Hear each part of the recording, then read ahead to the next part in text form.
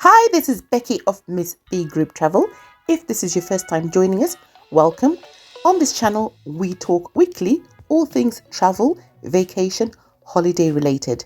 That's advice, tips, recommendations, reviews, and travel savings. Today's tips are on choosing activities for your group trip. Now, following on from my how to plan a group trip holiday, the video is linked above. Today's video is about planning the activities of your group getaway. Group trip excursions are part of the excitement of group travel. It's important that all attendees know what to expect prior to them paying their deposit and confirmation of attendance. So, if travel like me is your passion, do consider subscribing or share our channel to a friend or family who shares our passion. If you're a returning subscriber, thank you so much for coming back, and do stick around to the end of the video and share your thoughts or additional tips in the comments below. Let's go. So, planning your group trip excursion or activities might sound easy, but this is equally as important as booking the flight and hotel. Not only is this better done at time of booking the hotel and the flight, there are many more factors to consider in choice of activities that will help ensure all members feel included, unless of course you're going for a group ski trip. Then we all know that skiing is the majority of what we're going to be doing. If possible, try and include the price of the trip, which is your hotel and flight, inclusive of excursions, or obtain the funds or deposit from your group members beforehand. Also be specific. You are only handling the transactions and are not liable for this extra business going bust. You are not responsible for the payments back if you've already handed them over to the tour provider. So my top 10 tips, and not in any particular order, are: number 1, book early. Ask the activity provider if they have a free cancellation period. Put it in your diary or diarize it on your phone so that you don't forget. Early booking helps save you money, as prices will be cheaper, and helps you to price compare. Additionally, you might be able to obtain a group discount. However, watch out for those prices start from deals. Get the exact price for an exact number of people. You also want to ask if there's a price change if the group number falls from the initially quoted. Very important, as you may be liable for the difference if not. Number 2, try as much as you can to book non-time constraint activities.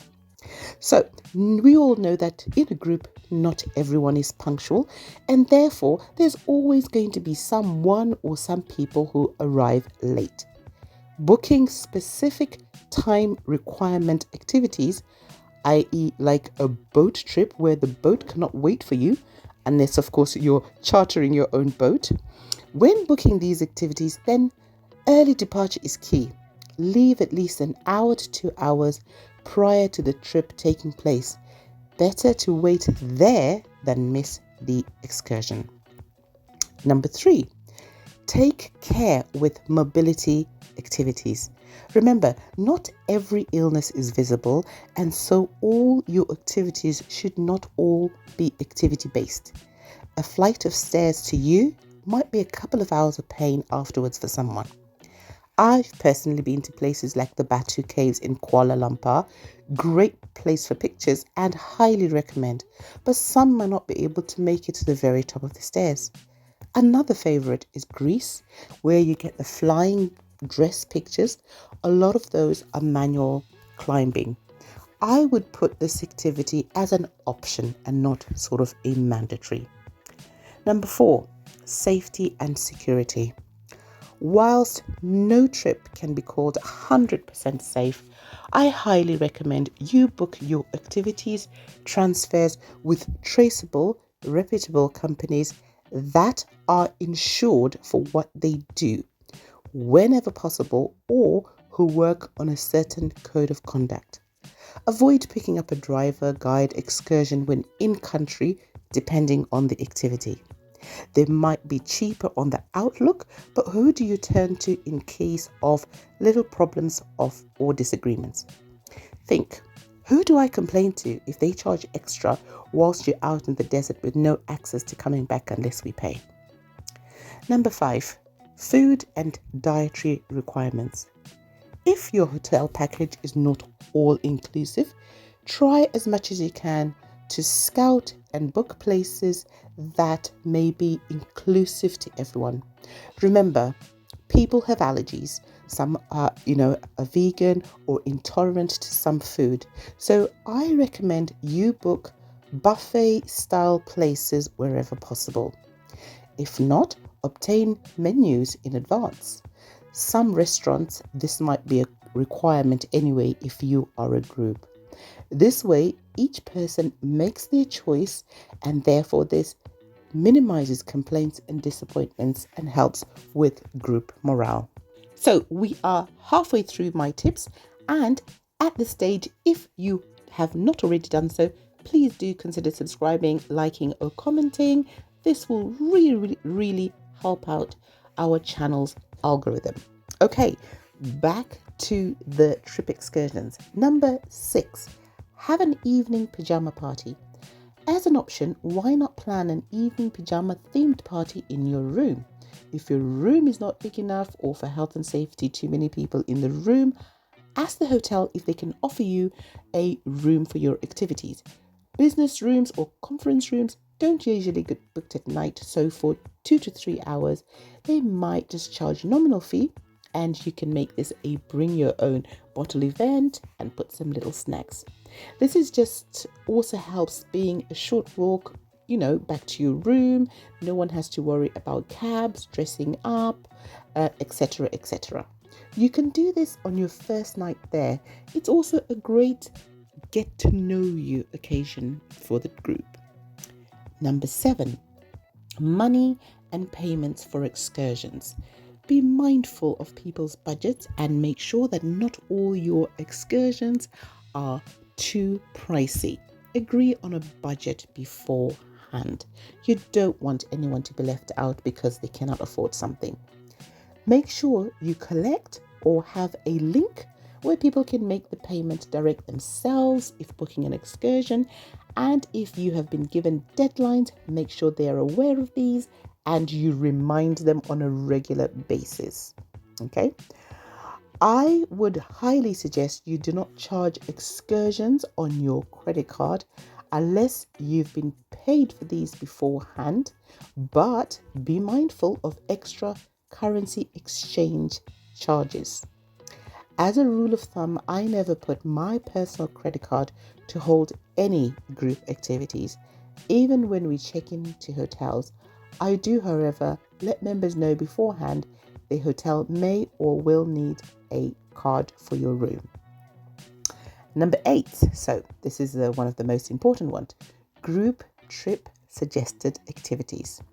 Now, please note these are generalized, but if traveling to a country like Dubai or New York, where there are some main points of interest on everyone's bucket list, I would suggest you compile a list, 3 or 5 of the main ones, and then the rest will be a group choice.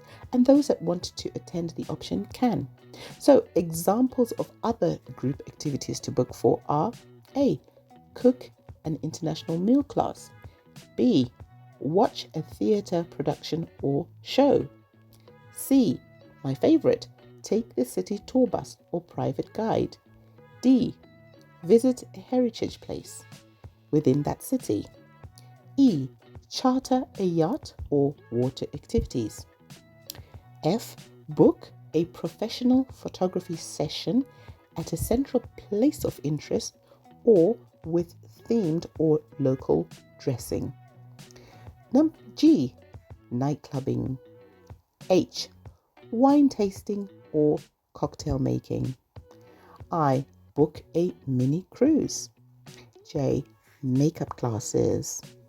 K, quad biking or land sports.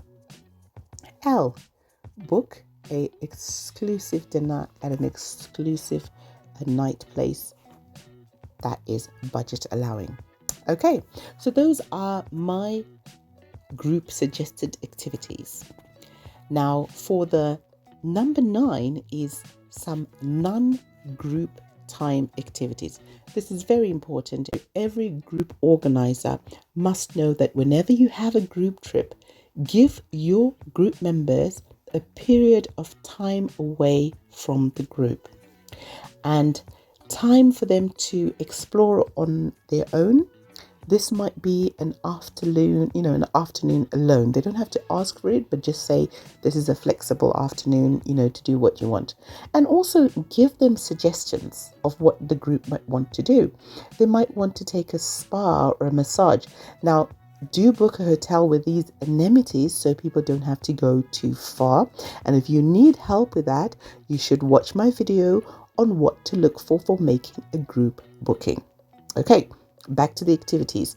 They might just want to walk around town, visit the market, go to the shopping mall or local area sightseeing. So these are suggestions that you can give to them. Okay, and number 10, I've put photography.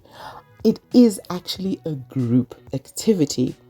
Now, remember, this is supposed to be a fun time, so be flexible. Remember, your group or your friends are not your children and you are not their boss. So you cannot be rigid or authoritarian on every activity.